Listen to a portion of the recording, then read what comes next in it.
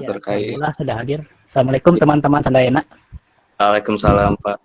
Ya, Terima kasih banyak Pak Igun sudah mau meluangkan waktunya dan juga berkenan untuk sharing dan juga berbagi pencerahannya mungkin ya di tengah ya, pandemi ini.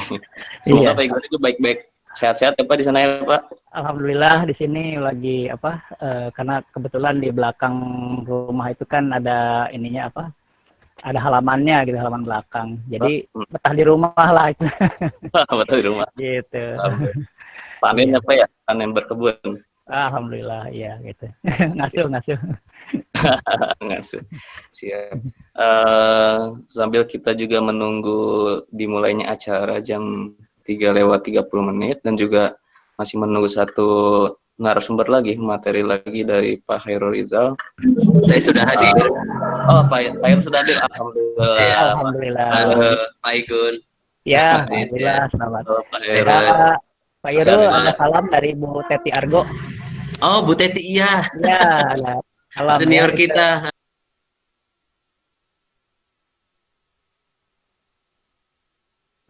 Kesundaan Sinapolis katanya. Oh, Iya, iya. ya. Dan dia berpesan katanya pingin ada itu pertemuan katanya Iya, terkait dia juga dia juga WA saya. Oh, ya. kenal di mana sama Kang Igun? Kata. Wah, saya juga baru ini, baru ketemu baru kenalan saya bilang. Iya. Ini. Iya. Salam Iya, tadi. iya. Kemarin sudah ketemu banyak ngobrol sama Bu Teti gitu ya. Iya, iya. Iya, iya. Jadi ada sedikit apa lintasan yang sama terkait dengan kalau saya desa pinggiran kota mungkin ya gitu ya. Oh, lebih di situ ya. Nah, gitu. Jadi ada Kota Bandung itu masih punya apa yang transisinya gitu. Iya, Nah, iya. gitu.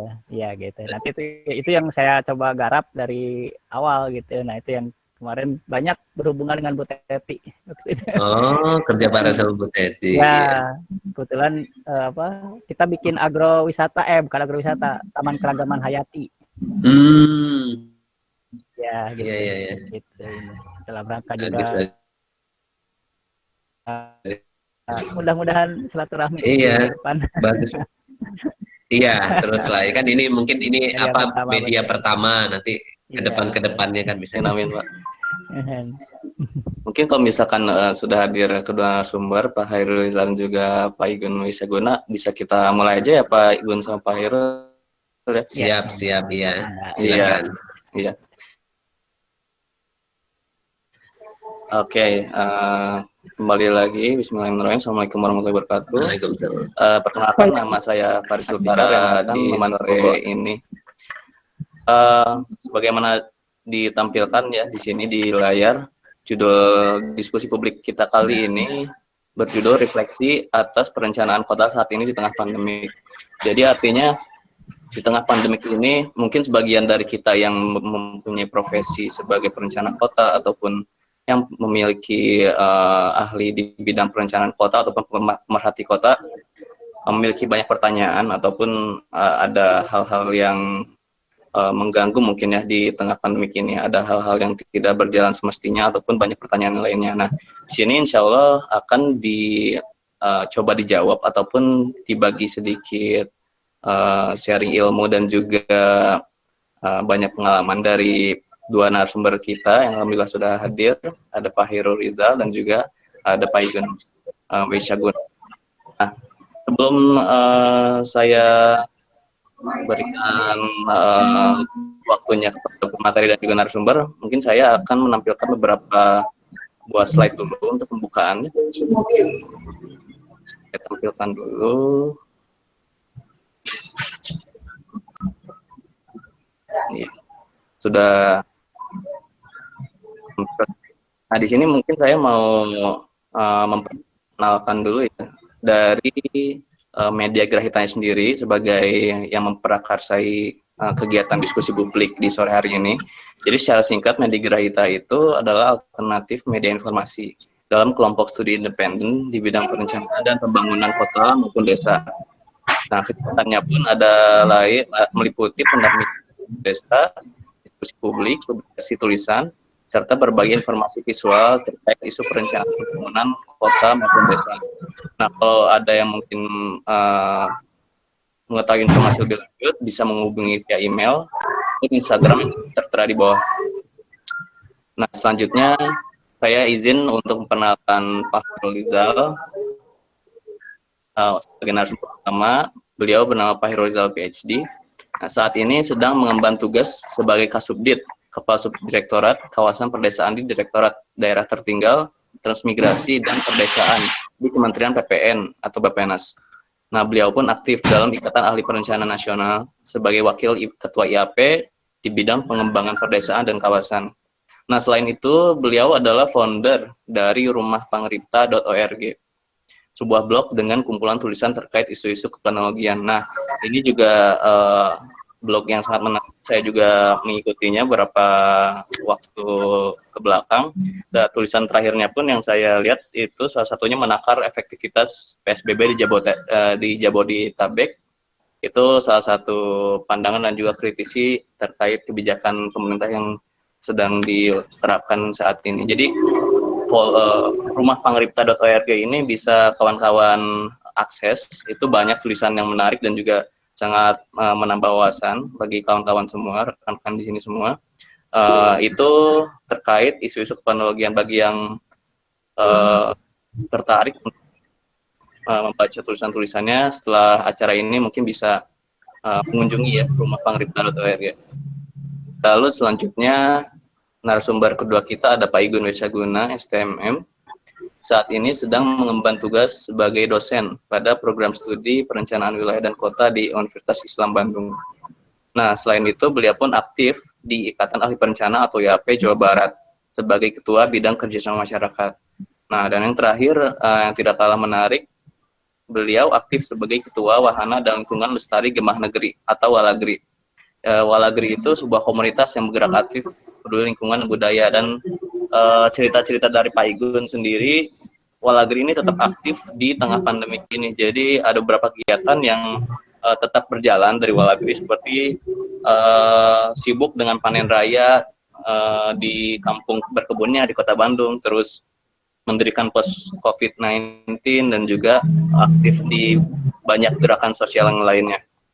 Nah, itu untuk profil di kedua narasumber kita. Nah, selanjutnya sebelum saya memberikan waktu kepada narasumber, izinkan saya memberikan sebuah statistik.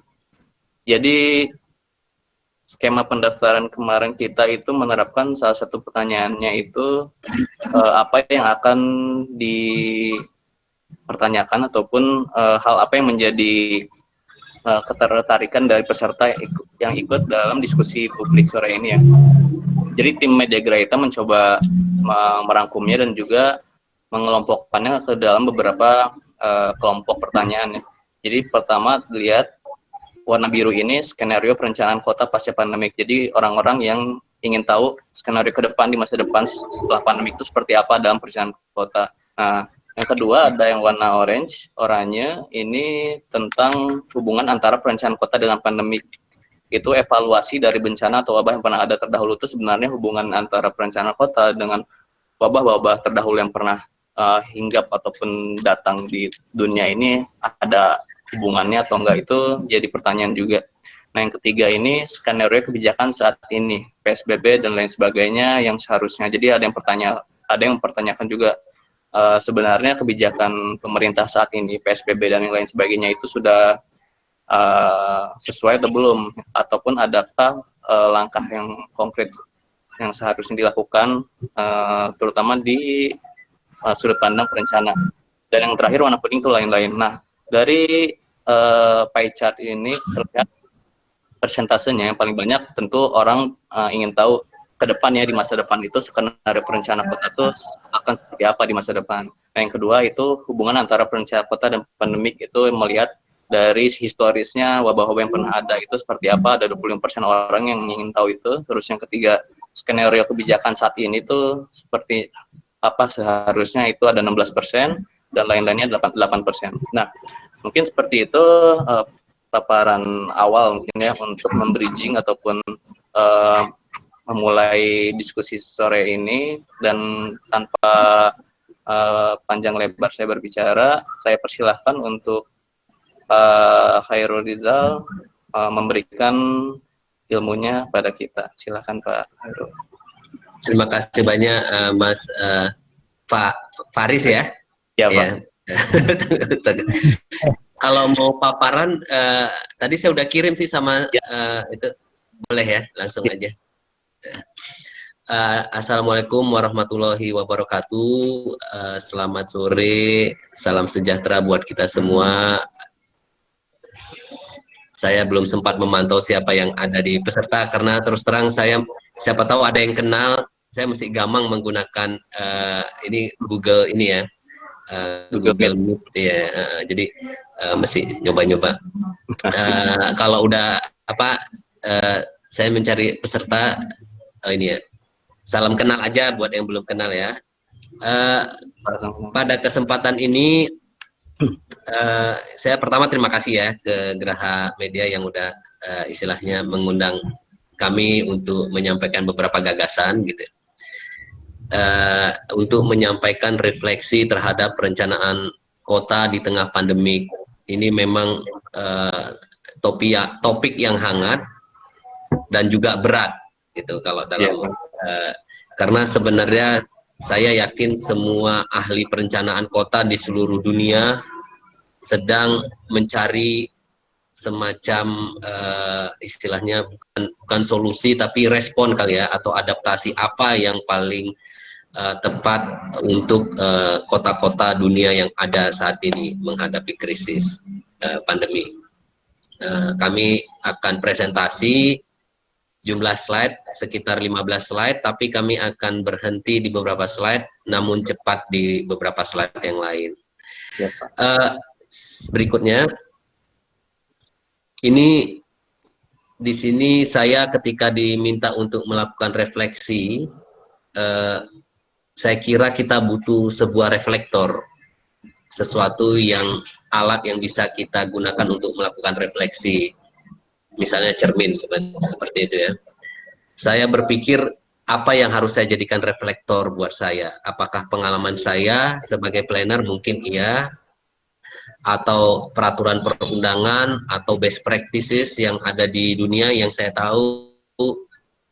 Tapi akhirnya saya beralih ke teori. Jadi mohon maaf nih agak-agak teori, tapi saya akan coba sampaikan sedikit gamblang. Kalau di perencanaan atau di urban geographer ya, di ahli-ahli geografi perkotaan dan ekonomi ekonomi geografi, ini saya beranikan diri aja ya. Kalau teori yang menjelaskan segala macam itu banyak, tapi saya beranikan diri tentu dengan beberapa inspirasi dari beberapa tokoh ya yang saya ini acu. Kalau dibagi itu 3 sebenarnya perencanaan kota. Ini sedikit agak-agak teori. Yang pertama itu banyak-banyak teori yang intinya itu landscape perkotaan, fisik, tampilan, istilahnya landscape lah. Landscape itu apa ya bahasa Indonesianya ya? Ini apa namanya, rona geografi semacam itu, tampilan geografi. Itu ya dari Ebenezer Howard, Taylor, yang Elinel Sarinen yang terkait dengan Ebenezer Howard itu Garden City, jadi orang tuh ingin tinggal di kota dengan suasana desa. Nah ini seperti persis yang di advokasi oleh Pak Igun ini, apa namanya, ini dari waktu ya kronologis, tapi sebenarnya ini mix sebenarnya, nggak bisa, walaupun prosesnya kronologis, tapi kita di lapangan ketemunya nggak rapih seperti itu. Nah, di awal-awal akhir 19-an, akhir 18-an, awal 19-an tuh masih landscape ya sifatnya. Itu sekitar tahun habis Perang Dunia 50-an itu mulai masuk yang namanya ekonomi kota. Ini kalau Bapak Ibu teman-teman yang pernah mengenal istilahnya regional science, nah disitulah masuk regional science. Ada IRSA, Indonesia Regional Science Association. Nah kalau Bapak Ibu ikut di regional science ini, intinya kok kayak dunia ekonomi ya. gitu. Kayak orang planologi atau orang yang terkait dengan keruangan berada di komunitas ekonom semacam itu. Itu biang keroknya, kalau saya bilang istilahnya biang keroknya itu ISAR namanya, dari orang Amerika biasa. Intinya mereka ingin menteorikan, mengabstrakkan sebuah kota dari data-data, atribut-atribut sebuah kota. Misalnya distance atau jarak, misalnya catchment area, luasannya semacam itu. Intinya variabel-variabel ekonomi mulai bermain di situ. Efisiensi, kenapa orang atau industri perusahaan memilih lokasi di kota ini ketimbang di kota lain, karena kota ini lebih efisien segala macam. Kurang lebih seperti itu. Nah, yang itu bertahan kali ya, kalau kali dari waktu mungkin sampai 80-an masih kuat posisi itu, hingga akhirnya muncul belakangan tematik kota. Ini tematik kota ini berdasarkan biasanya krisis, nah, atau ide kayak Marxisme, kota yang berkeadilan, teknologi kota yang smart city semacam itu yang lagi populer sekarang. Dari krisis ini zaman dulu sudah ada, misalnya kebakaran besar di London atau kolera di London di Eropa semacam itu. Jadi itu membentuk kota-kota tematik tertentu kadangkala. Jadi misalnya yang ini masalahnya adalah suka dipertanyakan dasar istilahnya kerangka teorinya kurang mendalam biasanya yang dikritisi dibandingkan dengan dua sebelumnya kota-kota tematik. Nah, ini reflektor saya coba propose, saya coba usulkan 3 ini. Lalu bagaimana COVID? Nah, COVID itu kalau kami melihatnya dalam 3 kategori ini kami karang sendiri nih ya, bukan karangnya, tapi istilahnya saya coba kelompokkan sendiri. Kalau diajukan ke literatur nih pasti banyak dibantai, saya akuin, tapi ini untuk memudahkan pemahaman aja diskusi sebenarnya. Tujuannya murni semata-mata untuk itu. Nah, kalau kami melihat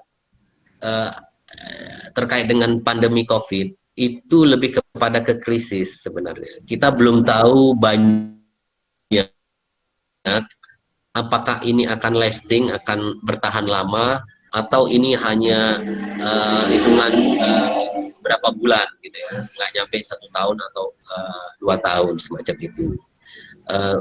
Apalagi kita belum tahu apakah virus atau antivirusnya akan ditemukan atau tidak. Nah, itu jadi masih banyak pertanyaan ketimbang jawaban. Walaupun sudah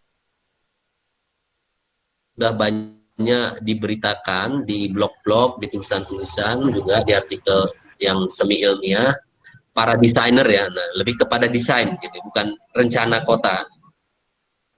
Itu sudah mulai melakukan penyesuaian-penyesuaian, misalnya menggunakan pintu otomatis supaya tidak menyentuh tangan, pintu yang dibuka dengan siku, segala semacam itulah intinya.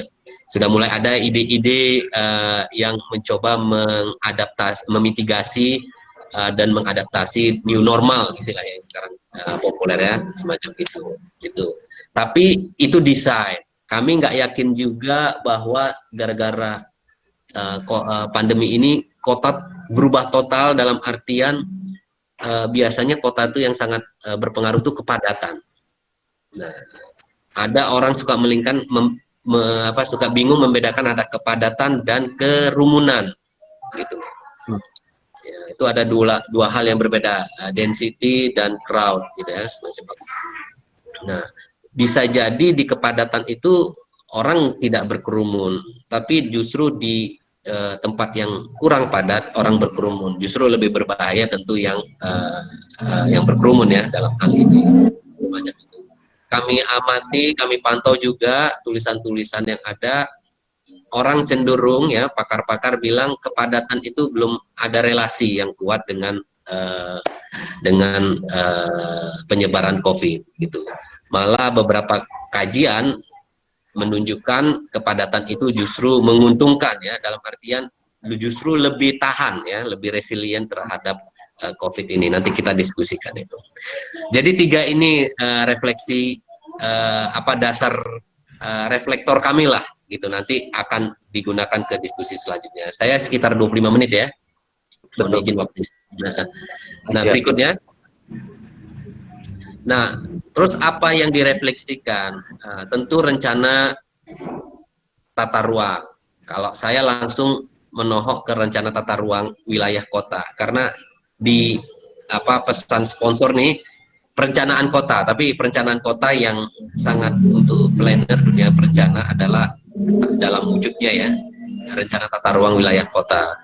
Mungkin saya yakin para peserta di sini udah familiar dengan RT RW, udah pernah lihat isinya, mungkin udah mengerjakan gitu ya intinya. Tapi sedikit kami review aja sebentar di sini. Rencana tata ruang tuh ya biasanya isinya ya 5 kotak ini gitu. Ada struktur, ada pola ruang. Struktur itu biasanya isinya pusat-pusat kegiatan, sub-sub pusat kegiatannya di mana.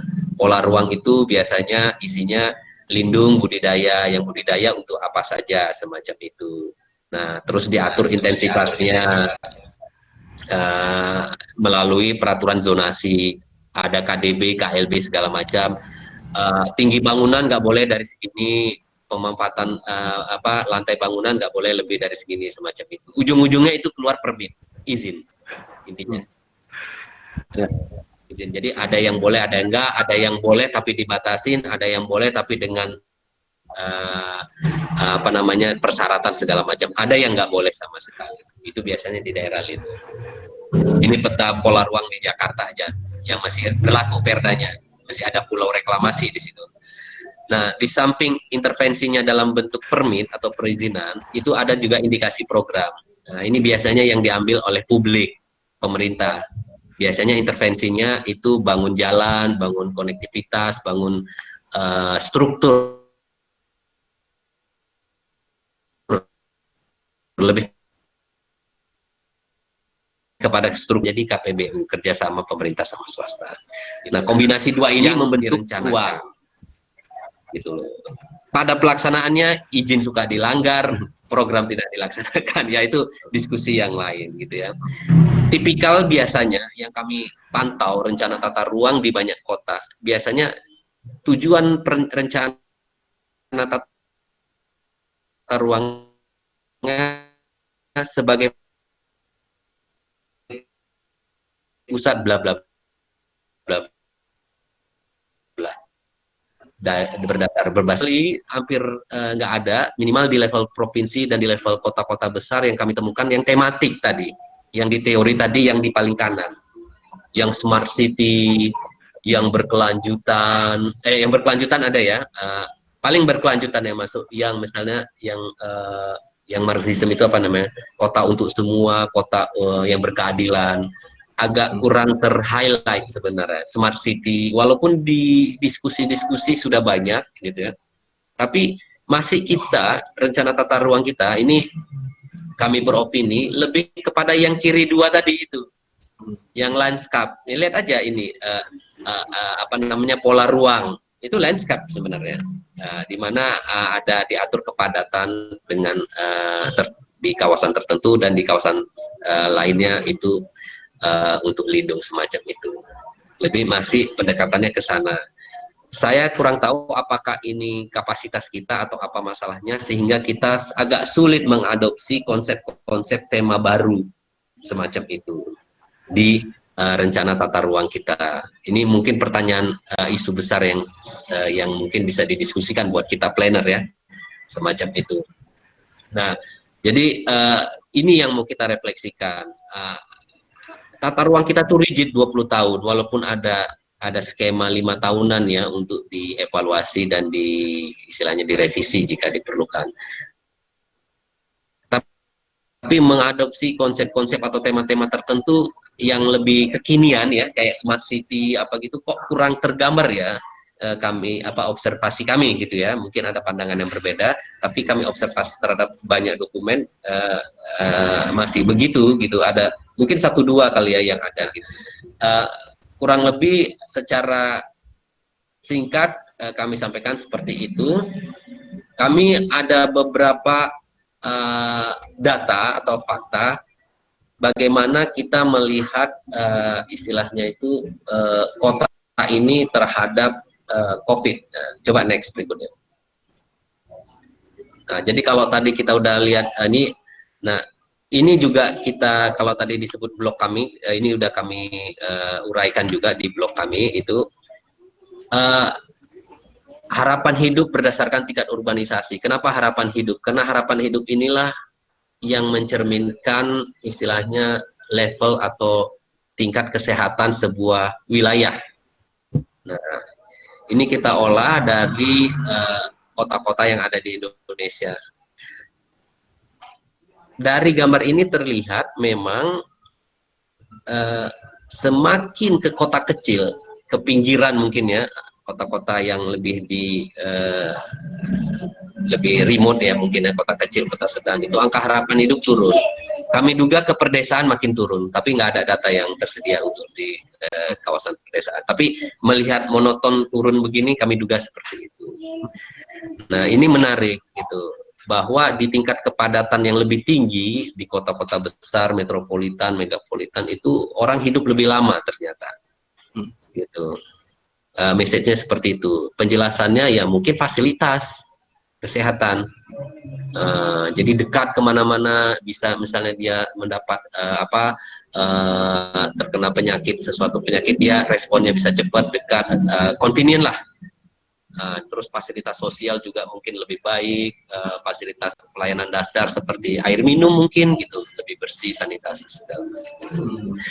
Jadi kami sebenarnya ada satu slide juga yang lupa kami masukkan, bahwa melihat relasi antara kepadatan dan jumlah COVID. Itu kami buat untuk kota-kota global. Hasilnya sama, tidak ada relasi yang kuat ya, yang sistematik kami lihat belum ada. Pada saat itu datanya mungkin belum begitu settle antara kepadatan kota dan kerentanan terhadap COVID. Jadi sejauh ini ya, dan juga didukung oleh banyak tulisan-tulisan, kepadatan itu belum lemah gitulah, lemah ya kalau kita coba relasikan dengan penyebaran penyakit secara umum, terutama penyakit COVID ini. Itu message yang pertama yang kita lihat gitu. Slide berikutnya. Jadi artinya apa? Artinya apa dengan COVID ini kita langsung membatasi atau mengurangi kepadatan. Ini implikasinya besar kan? Artinya kepadatan diurai di pusat-pusat kota, itu berarti urban sprawl, istilahnya kalau orang planologi urban sprawl gitu ya. Karena kepadatannya harus direndahkan, itu pasti ke pinggir-pinggir kota atau ke kota lain. Dan itu proses transformasi yang nggak cepat dan nggak gampang, karena kota itu kan akumulasi ya, udah terbangun lama, nggak bisa kita merubah sebuah kota itu dalam 1-2 bulan, bangkocir istilahnya berubah, enggak. Itu pasti pakai insentif yang lama, seperti halnya Jakarta dulu mengeluarkan industri ke Tangerang dan Bekasi, itu lama, tahun 80-an. Mengeluarkan pendidikan ke Depok, itu nggak sebentar seperti Bandung mengeluarkan ke Jatinangor. Malah Jakarta balik lagi nih fungsi pendidikan, ramai lagi universitas-universitas itu. Nggak mudah mengurangi istilahnya nih. Ini sekarang mau IKN, mau dikeluarkan kan fungsi pemerintahan nasional semacam itu, dengan berbagai argumen. Tapi apa iya itu cost yang mau kita tempuh gitu. Sementara kita belum tahu cost yang satu laginya, COVID ini seperti apa. Kita udah tahu lah ancamannya seperti apa, tapi apa benar kepadatan kota itu justru memperparah itu?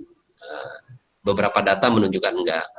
Nah, kami lihat juga dari kerentanan, salah satunya adalah usia 50. Nah, usia 50 tahun ini ya kita lihat yang paling rentan. Dari data Worldometer juga menunjukkan paling besar yang kena itu di atas 45, di atas 50. Di sini garis-garis itu rata-ratanya. Terlihat lagi banyak rata-rata orang usia 50 itu di kota sedang ternyata. Nah, jadi artinya apa? Dari sisi kerentanan justru kota-kota sedang yang bahaya. Ternyata orang-orang tua banyak, entah gimana proses sosialnya, mereka di situ stuck di situ, gitu. Di kota-kota sedang, mungkin mencari kenyamanan atau apa, mungkin dari generasi sebelumnya. Jadi artinya kota yang padat itu agak aman lah, yang kota-kota besar dalam hal ini. Berikutnya, itu message dari dua hal ini. Nah, di kerangka acuan yang diberikan ke kami juga diminta coba melihat kerentanan terhadap ekonomi. Kami berpikir dan kami mempunyai data mungkin ekonomi ini yang paling, ekonomi kerakyatan itu di kota-kota Indonesia tuh yang paling tipikal itu ya sektor informal ya. Ya, sektor informal ya, yang istilahnya ekonomi rakyat lah kalau bahasanya. Kalau informal itu kan kesannya negatif ya. Tapi kalau ekonomi rakyat ya seperti ini. Ini hasil sensus. Jadi ini sensus. Sensus artinya ditanyain semua, tapi memang tahunnya 2016 karena sensus 10 tahun sekali, terakhir 2016.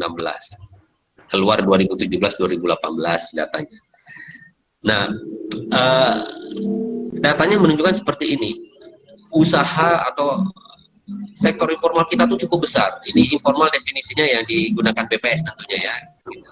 Yang tidak punya istilahnya dasar hukum. Simple itu aja. Walaupun ada yang kecil, ada yang besar. Yang besar juga ada yang nggak punya dasar hukum ya, yang kecil apa yang menengah gitu. Tapi ini kita ambil definisi simple aja lah. Nah, Bandung itu termasuk yang tinggi ya di atas rata-rata nasional. Ini. Nah, ini apakah sektor informal ini yang rentan kena COVID? Belum begitu menjelaskan. Karena informal ini bisa jadi, kami yakin sebagian besar mikro dan kecil. Ya, mikro dan kecil, tapi bisa jadi ada yang menengah dan besar juga. Berikutnya, nah, seberapa besar usaha mikro di perkotaan? Nah, ini yang mikronya udah lebih mengkerucut, udah mikro ya. Kita lihat kalau dari rata-rata memang share yang usaha mikro tuh Bandung kalau tadi informal yang berdasarkan tidak ada legalitas itu di atas rata-rata nasional. Bandung, Jakarta umumnya itu. Aduh, ini tiba-tiba berubah ya. Nah, berikutnya kami mungkin sedikit lagi, sekitar 5 menit lagi ya. Iya betul Pak. Berikutnya adalah mohon maaf, saya nggak bisa melihat sana. Berikutnya Pak. Slide-nya nggak muncul ya? Udah ya, muncul ya? Coba. Udah. Oke, saya aja nggak lihat. Oke. Berikutnya adalah share ke PDRB. Ini angka estimasi kami, gitu ya. Jadi seberapa besar sih sektor informal itu berkontribusi ke perkotaan, gitu ya. Nah, ini kita lihat ternyata kecil ya rata-rata ya. Rata cuma sekitar 35%. Jadi walaupun jumlahnya besar, share-nya ke kota-kota itu kecil. Gitu. Itu poinnya. Next. Berikutnya.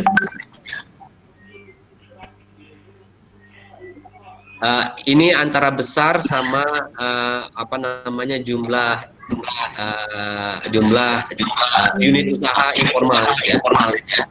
Jadi memang ada relasi yang kuat antara ukuran kota dengan jumlah usaha informal semacam itu. Next, kami berikut aja. Ini mungkin informasi aja. Nah, berikutnya.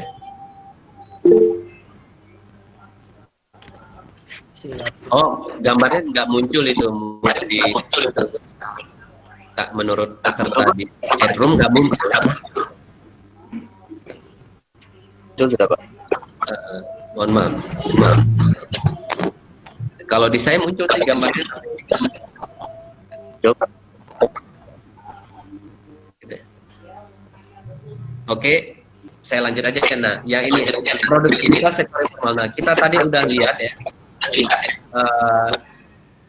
Sektor informal walaupun banyak, tapi kontribusinya ke PDRB itu sangat kecil ya. Artinya produktivitas tenaga rendah, gitu. Saya mohon maaf nih Mas moderator, suara saya feedback gitu ya. Iya, agak feedback ya Pak. Coba sebentar Pak. Ya. Coba lagi Pak. Udah, oke. Oh, masih sih sebenarnya.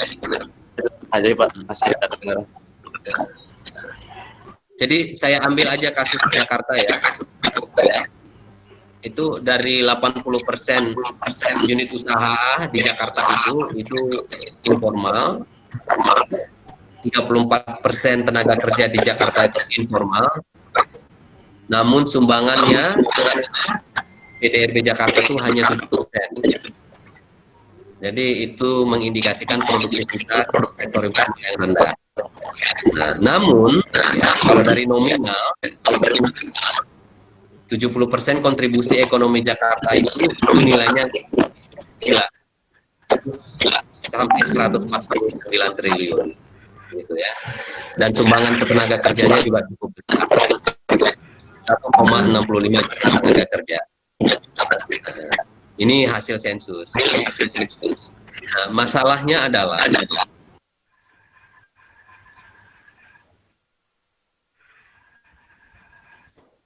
Halo Pak Heru.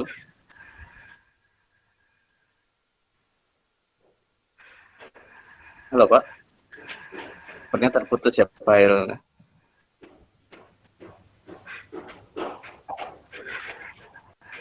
Coba kita hubungkan kembali Pak Hairul. Pak Hairul, maaf, mikrofonnya di mute Pak. oh gitu. Iya, Jadi Pak. dari tadi saya nggak kedengaran ya? Baru tadi aja Pak, baru beberapa detik yang lalu. Oke, Beberapa detik yang lalu aja. Oke. Ya udah, Balik jadi lagi ya, Pak. saya coba review lagi slide yang ini aja sedikit lagi, 1 Oke. menit lagi. Jadi memang sektor informal kita banyak intinya ya. Usaha-usaha informal kita banyak, yang mikro banyak, itu di kota-kota ya. Iya, Di kota-kota. Nah, apa namanya? Dan mereka ini adalah kelompok yang rentan terkena dampak COVID-19. Itu aja sih poinnya. Jadi, jadi kota-kota kita, semakin kota itu banyak sektor informalnya secara proporsi, itu semakin besar resiko dia terkena dampak COVID-19 secara ekonomi. Gitu. Next. Gitu. Ini refleksi terakhir dari kami, satu lagi, ya ini. Jadi agak berat ya buat kami untuk merefleksikan dalam bentuk kesimpulan gitu. Jadi kami akan buat dalam bentuk pertanyaan saja. Jadi dengan kondisi data COVID yang belum istilahnya belum bisa kita konsolidasi secara utuh karena masih kasus COVID ini masih dalam dinamikanya masih tinggi gitu. Udah ada indikasi-indikasi bahwa kota yang istilahnya lebih besar itu lebih sehat sebenarnya. Artinya lebih padat, itu lebih tahan terhadap COVID dan terhadap pandemi semacam COVID ini. Kedua, kota yang lebih besar juga secara ekonomi lebih rentan. Jangan-jangan seperti itu, karena seperti Jakarta ini banyak sektor informalnya. Gitu. Jadi artinya dia harus memitigasi secara ekonomi orang-orang yang jumlahnya sangat banyak yang terkena dampak pandemi ini, gitu. Kami juga punya 2 semacam proposal ya, mungkin rencana kota itu cenderung yang ada di Indonesia itu landscape dan ekonomi, jadi nuansa landscape dan ekonominya cukup besar dalam pusat-pusat kegiatan dan pengaturan pola ruangnya semacam itu. Tapi kami istilahnya mencoba men-challenge ya bahwa rencana kota yang ada saat ini itu kurang istilahnya adaptif terhadap konsep-konsep baru seperti smart city atau segala macam tematik lah yang kita sebut tematik. Dan curiga kami itu juga akan responnya akan lambat atau kurang bisa merespon adaptif terhadap COVID ini secara perencanaan ya, secara perencanaan kota. Tapi secara desain, misalnya jumlah antrian dikurangin di angkutan umum, jumlah ini itu mungkin lebih cepat adaptif seperti itu. Itu kalau dari kami. Kami kembalikan ke moderator. Banyak yang ingin didiskusikan, sebenarnya lebih enak didiskusikan, tapi waktu terbatas. Kami kembalikan ke moderator. Mas. Terima kasih banyak Pak Hairul Rizal, banyak beberapa insight juga ya kepada kita dan juga rekan-rekan semua di sini. Jadi mungkin kalau saya simpulkan secara singkat, ada 3 poin menurut juga dari refleksinya Pak Hairul di screen ini. Pertama itu ada kota yang lebih besar, terus dengan kepadatan yang besar itu ternyata memungkinkan warganya lebih sehat ternyata dibandingkan yang kepadatannya kecil ataupun dengan desain kota yang kecil seperti desa ataupun yang lainnya. Terus ekonomi yang besar dengan sektor informal yang besar ternyata itu lebih rentan terhadap pandemik. Jadi kita memang harus desain atau merestrukturisasi ulang mungkin ya sektor-sektor antara sektor formal atau informal. Nah, dan yang terakhir dari Pak Hero itu ternyata lanskap ataupun desain rencana kota di Indonesia itu masih nuansanya ekonomis, jadi belum beralih dengan nuansa-nuansa yang nuansanya tematik seperti smart city ataupun nuansa tematik perencanaan kota yang lainnya yang lebih istilahnya kekinian mungkin atau modern yang bisa menjawab pertanyaan-pertanyaan yang sekarang terjadi. Nah, tanpa menunggu lama lagi kita langsung saja kepada Pak Igun Wisaguna untuk bisa memberikan ilmunya kepada kita ini. Untuk Pak Igun, dipersilakan Pak Igun. Ya. Halo, terdengar ya? Dengar. Ya, dengar. Bismillahirrahmanirrahim. Assalamualaikum warahmatullahi wabarakatuh. Waalaikumsalam warahmatullahi wabarakatuh, Pak. Waalaikumsalam. Ya, selamat siang, sore ya, sore. Ngabuburit begitu ya kalau orang Sunda begitu ya. Ngabuburit gitu ya. Langsung saja mungkin slide-nya ya. Ya, sudah keluar Pak? Sudah tampil? Belum. Oh, belum tampil Pak? Sebentar ya Pak. Ya, belum. Coba saya share lagi.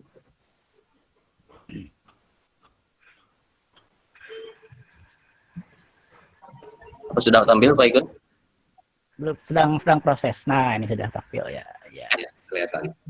Ya, ini juga dalam rangka mungkin ngebuburit juga, berbagi dan juga lebih kepada betul sebetulnya hanya refleksi begitu ya. Kita hanya mendiskusikan dalam konteks refleksi begitu ya. Dan juga refleksi saya lebih banyak mengedepankan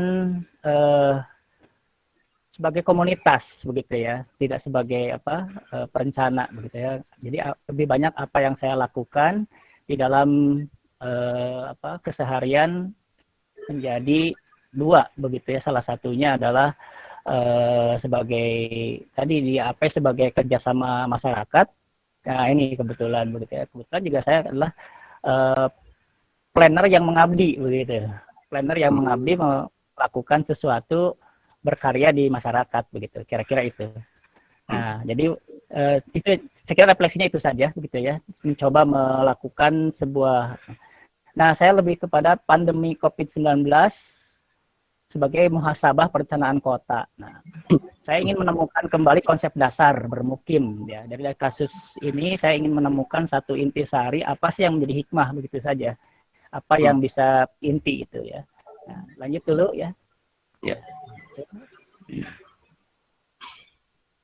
Nah, saya bikin ilustrasi ini kira-kira kalau pertarungan nih kita sarada santai begitu gayanya bertarung kota versus COVID-19. Nah, kira-kira siapa yang menang? Ayo. Ya, nah ini ya. Jadi kalau saya berpikir di sini kita perhatikan ilustrasinya, warna hijau dan warna merah gitu. Nah, sebetulnya COVID itu cuma satu, Bu. Ini menurut ahli virus begitu ya. Cuma satu kelebihannya. Dan kelemahannya banyak. Nah, ini luar biasanya adalah. Dan ternyata kota yang sekarang usahanya kita banyak, tapi kelemahannya cuma satu. Nah, ini terbalik ya. Nah, ini.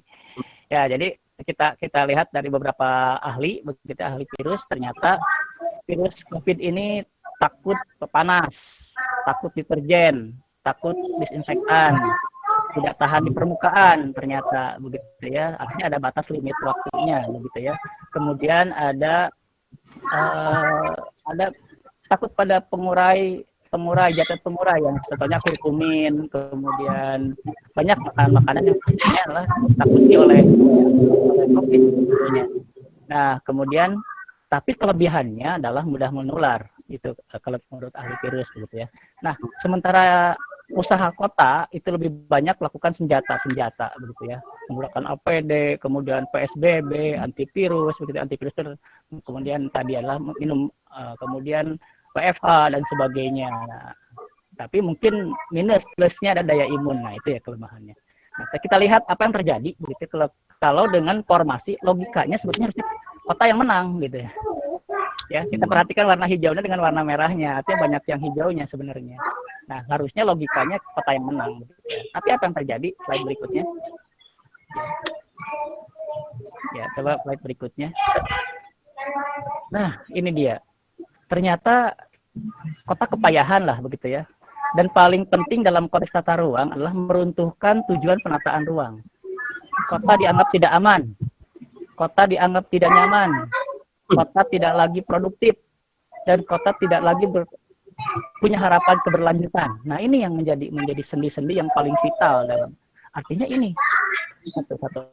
Kekalahan kota dalam skala makro adalah dari berbagai, ada krisis ekonomi, kekurangan pangan, ada stres, gejolak, bahkan sekarang viral Indonesia terserah, kemudian memaksakan mudik, ODP, pasien kabur, kemiskinan, kriminalitas, penolakan jenazah dan sebagainya. Ini semua adalah bentuk-bentuk yang sebetulnya adalah merefleksikan satu kota tidak aman gitu ya, nyaman, produktif dan berkelanjutan. Artinya masuk dalam sendi-sendi yang paling vital di dalam tujuan penataan ruang.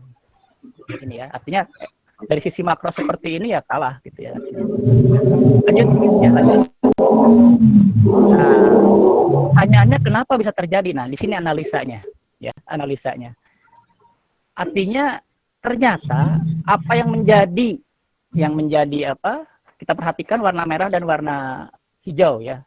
Ternyata yang harusnya menjadi warna hijau yang dimiliki kota, ternyata malah bumerang menjadi warna merah.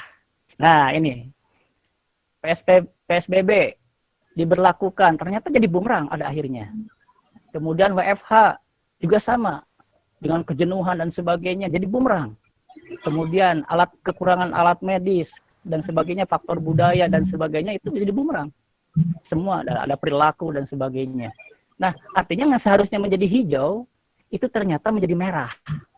Ini yang dimiliki kota. Artinya senjata-senjata kota ini, nah kenapa faktornya? Nah, ternyata daya imun kota itu lemah ternyata. Ternyata kota tidak mampu, nah ini disebut imun lemah itu adalah kota tidak mampu mewujudkan sesuatu daya kekuatannya sendiri. Nah, kalau kita sederhanakan dalam ilmu perang, sebetulnya adalah begini. Perang itu identik dengan logistik. Ya, perang itu identik dengan logistik. Jadi, selama logistik itu mencukupi, itu bisa perang. Tetapi ketika logistik itu tidak ada, sebetulnya itu satu indikator sebetulnya akan kekalahan perang. Sebetulnya itu. Nah, maka apa yang dipasang sebagai senjata, PSBB, kemudian WFH, kemudian alat medis dan sebagainya, itu adalah senjata yang seharusnya kota melindungi kota, itu ternyata berbalik ketika sebetulnya daya imunnya lemah. Logistik atau kekuatan internal yang kota punya itu lemah. Disinilah kelemahan perencanaan, gitu ya. Perencanaan kita tidak sanggup memberikan sesuatu kemandirian satu unit lingkungan supaya dia mensubsidi logistiknya sendiri. Padahal kalau menurut teori dan menurut standar, ya semua itu ada dalam levelnya. Contoh adalah fasilitas dokter. Itu kan sebetulnya praktek dokter ada dalam kelompok RW begitu ya, atau lingkungan RW. Nah, pada pelaksanaannya kan tidak ada begitu ya. Seperti hanya kita panik dengan zonasi begitu ya. Secara teori zonasi, perencanaan itu zonasi begitu ya. Secara artinya dengan neighborhood itu adalah transferi, itu adalah zonasi. Karena apa? Sekolah adalah pusat unit lingkungan begitu ya. Nah, terkaget-kaget ketika pendidikan menggunakan zonasi. Padahal kalau perencanaan dari dulu gitu ya, gitu menggunakan seperti itu. Nah, terkaget-kaget kenapa? Tidak siap. Daya imun atau sesuatu yang direncanakan setelah infrastrukturnya belum siap, begitu ya. Nah, jadi, akhirnya apa? Dengan mudahnya virus itu menular ke seluruh sistem yang ada dalam kota. Jadi bumerang lah, PSBB dan sebagainya itu bumerang karena faktor perencana belum ada siap dalam melakukan perang. Ya, perencana tidak siap dalam. Nah, sehingga dengan mudahnya itu ya, menurut saya analisa saya begitu ya. Nah, ya lanjut. Nah, ini contoh itu dalam skala makro gitu ya. Dalam skala makro. Sekarang coba masuk ke dalam skala mikro gitu ya.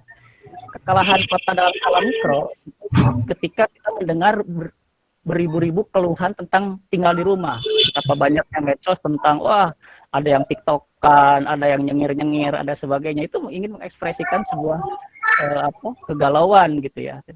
Nah pertanyaannya ada yang jenuh, ada yang wah sampai mengeluh tentang orang tua pusing anaknya belajar di rumah karena kenapa? Karena biasa tidak mengajar gitu ya. Karena sistemnya adalah diserahkan kepada biasanya sekolah gitu. Nah, kita tiba-tiba jadi ngajar di rumah. Jadi harus padahal basic pendidikan ada di rumah. Harusnya secara teori dan secara agama maupun sesuatu sebetulnya hakikatnya pendidikan di rumah. Tapi kita tidak bisa melaksanakan fitrahnya itu. Ada apa? Nah, ini. Kita harusnya rindu rumah. Kita harusnya senang di rumah. Tapi ternyata kita malah bingung mau ngapain dan sebagainya, kakak stres di rumah. Nah, justru pertanyaan terbesar daripada kekalahan terbesar daripada kota adalah ketika banyak warganya yang kenapa rumah itu seperti surga yang tak dirindukan. Nah, artinya jadi tidak nyaman. Nah, padahal konsep rumah adalah tempat awal pengembangan kehidupan dan penghidupan. Karena merupakan basic dari teori perencanaan. Ya begini, jadi asbabul nuzulnya sebetulnya ya tadi begitu ya, dalam teori neighborhood gitu ya, mau Doxiadis mau siapapun sebetulnya yang disebut dengan perumahan itu adalah kumpulan rumah, artinya pengembangan dari satu lingkungan rumah.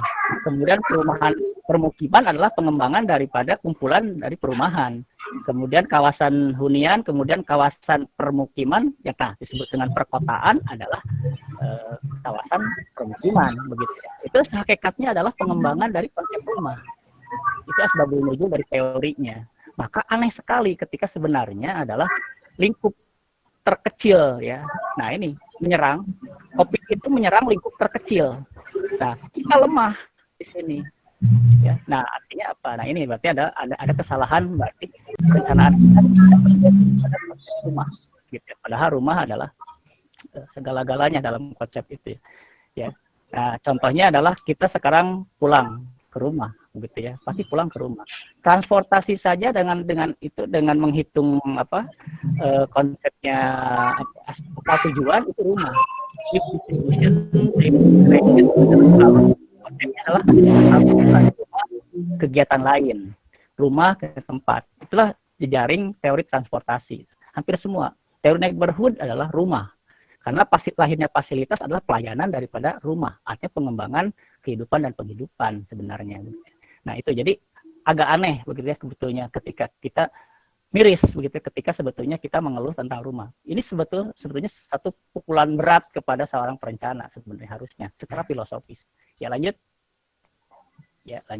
Nah, sadarkah beribu keluhan tinggal di rumah selama pandemik ini sesungguhnya sedang menyadarkan kita tentang perbaikan konsep rumah.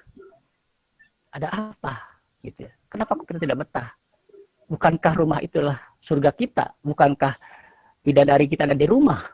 Bukankah kesenangan kita di rumah? Gitu ya.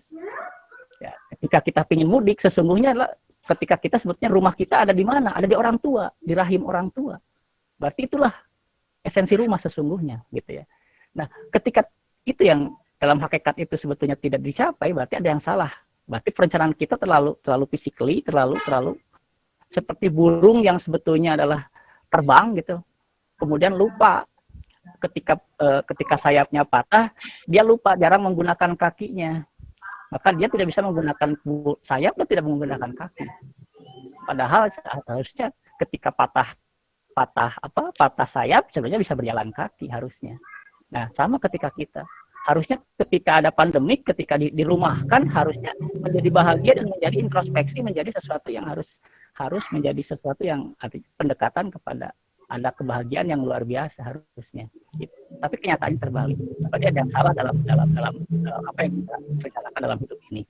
Kedua, sadarkah berjuta persoalan PSBB ini sesungguhnya menjadi ujian kita seberapa berhasil menciptakan lingkungan-lingkungan, ya bahasa kerennya aman, nyaman, produktif, berkelanjutan. Tapi saya menyebutnya tangguh dan mandiri gitu. Ya. Di blok itu adalah buat lockdown itu adalah sesuatu yang disengaja, artinya kita melindungi diri. Hadisnya juga seperti itu, begitu ya. Artinya kita menghindar, begitu ya, dan jangan dicampur adukan antara yang sakit dengan yang tidak. Nah, sejauh mana tangguh? Dalam istilah perang adalah logistik, gitu ya, logistik. Tadi logistik itu tidak hanya sebatas bahan makanan, tapi kan teman-temannya mau mendukung, tidak ada paguyuban, tidak ada hiburan yang bisa mendengar, atau kebutuhan-kebutuhan lain, atau disebut dengan fasilitas lah, begitu ya. Lanjut lagi, ya. Nah, jadi sejauh mana? Nah, kita kembali ke konsep rumah, begitu ya. Jadi harapan saya sebetulnya dengan COVID ini sebetulnya sedang menonjok, menampar keras para planner, gitu ya, sebetulnya kepada konsep rumah, begitu ya, sebagai unit terkecil, sebagai fondasi perencanaan. Karena apa? Karena Doxiadis mengatakan bahwa planet bumi ini adalah rumah terbesar manusia. Artinya berjenjang dari rumah sampai kepada planet kita adalah sebenarnya rumah kita, ya, artinya dari itu. Nah, kita baca bahwa rumah ada ini saya dari Kamus Tata Ruang, berarti ini para planner, rumusnya para planner. Rumah adalah bangunan berfungsi tempat tinggal. Nah, ini tempat tinggal. Sarana pembinaan keluarga. Nah, jadi syarat rumah itu sebagai keluarga.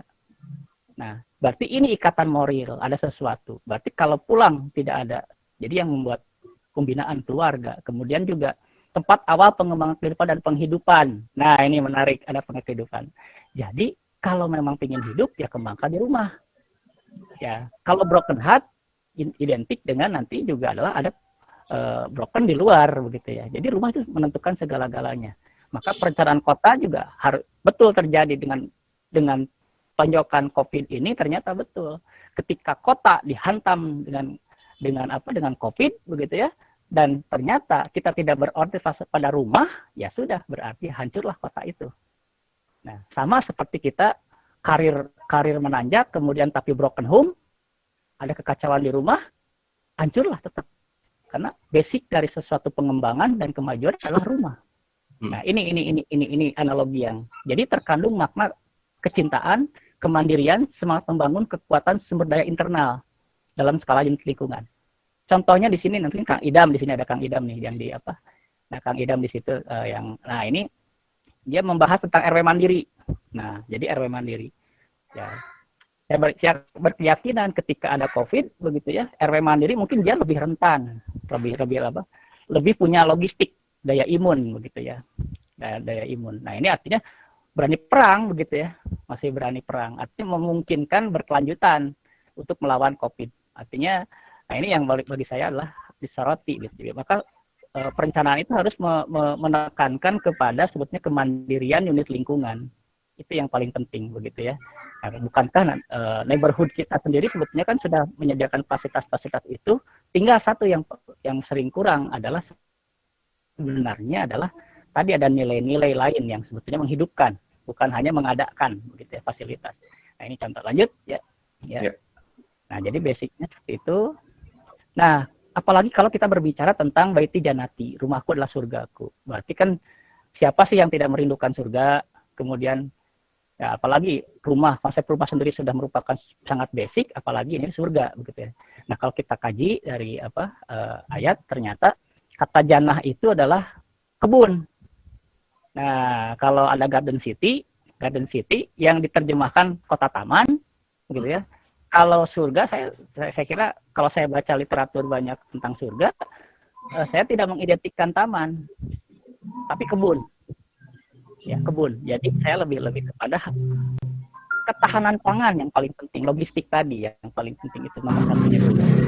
Nah, jadi saya lebih menyoroti bahwa salah satu berani melakukan yang harus dilakukan pada tahap awal adalah pengadaan logistik dalam setiap apa yang nanti blok-blok atau zona-zona secara mandiri. Ya, meskipun nanti bisa akan kenapa ada relaksasi? Kenapa sudah tidak kuat logistiknya? Gitu ya. Kenapa kenapa orang berani melanggar pemerintah? Berapa berani karena tidak kuat logistiknya. Kita lihat ada grafik saya tidak lupa masukkan adalah Vietnam dan Thailand. Itu paling sukses gitu ya. Ya, ternyata mereka agraris gitu ya dan terbiasa mengkonsumsi produknya sendiri. Nah, artinya produk berkorelasi dengan minimnya impor gitu. Nah, ini artinya kalau LQ-nya gede lah gitu ya. Sektor basisnya banyak dimiliki di internal gitu ya. Nah, Indonesia mungkin akan chaos. Kenapa? Dan juga tidak tahan secara ekonomi. Sekarang saja sudah hampir mendekati 0% lagi pertumbuhannya. Diperkirakan bulan depan adalah minus. Wah, ini luar biasa ngeri. Makanya ada relaksasi dan ya sudah terserah lah gitu ya. Kenapa? Logistiknya sudah habis. Daya imunnya habis. Jadi tidak bisa disalahkan. Memang seperti itu. Perang seperti apa lagi? Ekonomi sudah tidak mampu gitu ya. Jadi tidak ada alasan. Nah, Vietnam. Nah, kenapa? Karena kita dibiasakan, perencanaan kita dibiasakan dengan impor. Tidak mandiri. Nah, ini sampai kepada unit lingkungan terkecil pun di lingkungan tidak mandiri. Sampai kita tidak merasa nyaman, tidak memiliki apapun di dalam rumah sendiri. Beli cabai saja harus keluar. Gitu ya. Nah, ini luar biasa. Artinya mencari kesenangan saja harus di luar. Kenapa tidak ada di rumah gitu? Itu aneh kan gitu ya. Apakah istri kurang cantik begitu dan sebagainya. Nah, ini harusnya menjadi pertanyaan. Jadi surganya di mana tuh gitu ya. Nah, jadi satu adalah kebun ya.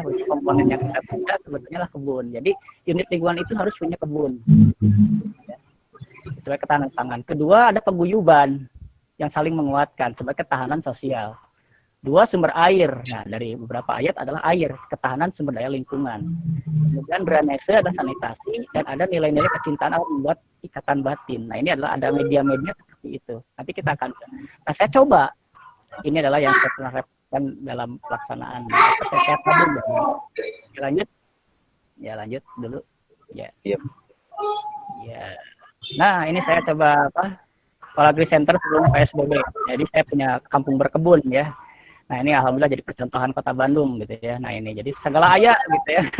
Jadi segala dari mulai obat itu semua ada. Jadi sampai ya termasuk jahe. Jadi kita memproduksi semua dari mulai obat sampai kepada dan jenis-jenis berkaitan dengan produksi sayuran, tanaman dan itu ada. Dan ini skala yang minimal dalam skala rumah dan juga skala lingkungan kampung gitu ya. Itu bahkan alhamdulillah beberapa kali kalau panen raya ada yang berkunjung. Kemarin Pak Ibu Wakil Wali Kota begitu ya. Kemudian juga tokoh lingkungan dan itu juga ikut. Kenapa? Ya minimal mereka ikut bergembira begitu ya. Kenapa? Karena kita bisa berbagi-bagi. Nah, luar biasa berarti kita harus surplus ketahanan pangan itu. Nah, ini harapan saya ada ini fokus perencanaan itu adalah kepada pemenuhan daya imun. Salah satunya tadi adalah logistik begitu ya. Kedua, lanjut ya. Nah, ini kalau kita gambarkan, kita hidupkan gitu, bukan hanya pengembangan dari sisi tanaman, tapi logistik yang lain gitu ya. Ada krep, ketahanan ekonomi dan sebagainya kita sampai buatkan seperti itu. Jadi suasana sebelum kita banyak dikunjungi, termasuk dari Kalimantan juga sering datang dari PT Arutmin gitu ya, batubara untuk pensiun damai seperti itu. Kemudian kita juga punya alat pengolah sampah jadi minyak sehingga sampah berputar begitu ya. Sampah berputar menjadi ya untuk bakar-bakar sedikit-sedikit ngagoreng mah adalah gitu untuk dari sampah gitu. Kemudian kita punya bank sampah dan sebagainya. Nah, itu ya. Bahkan kita bikin krep dan juga bikin masker dan berbagi-bagi gitu ya. Bisa artinya kita malah ekspor gitu ya, ekspor kebahagiaan. Ya, ini lanjut. Ya lanjut. Ya. Nah, ini kemarin ya, dua hari yang lalu ini foto saya buat. Dan ini PSBB ada Pak Wakil Wali Kota, kemudian dengan ketika PSBB ini saya tulisnya saat PSBB itu pakai masker kelihatan gitu ya. Nah, itu kemarin 2 hari yang lalu gitu. Yang saya juga ya lanjut ya. Nah, ini skala ya lanjut. Ya lanjut saya contohkan saja. Nah, ini kalau jadi saya dikembangkan tidak hanya media imunisasi itu tidak harus dalam itu. Buatlah bahagia. Penduduk surga itu berbahagia gitu ya. Penduduk jannah itu berbahagia. Kenapa? Punya kacauan gitu ya. Sama ketika kita di rumahnya luas, punya hiburan, punya tanaman, punya itu bahagia begitu ya. Nah, itu. Nah, masuk ke level kedua. Maka ketika di rumah saja. Nah, saya kan menerjemahkan di rumah saja dalam pengertian rumah atau di rumah dalam pengertian lingkungan tingkat RT gitu ya. Nah, itu atau lingkungan unit kedua gitu ya. Nah, ini jadi bisa saja sebetulnya. Maka sebaiknya ya tadi ada konsep yang berjenjang gitu ya. Maka di dalam satu unit lingkungan yang level 2 harusnya juga ada tempat-tempat yang bisa membuat daya imun gitu ya, artinya dari tadi surplus logistik dan sebagainya gitu ya.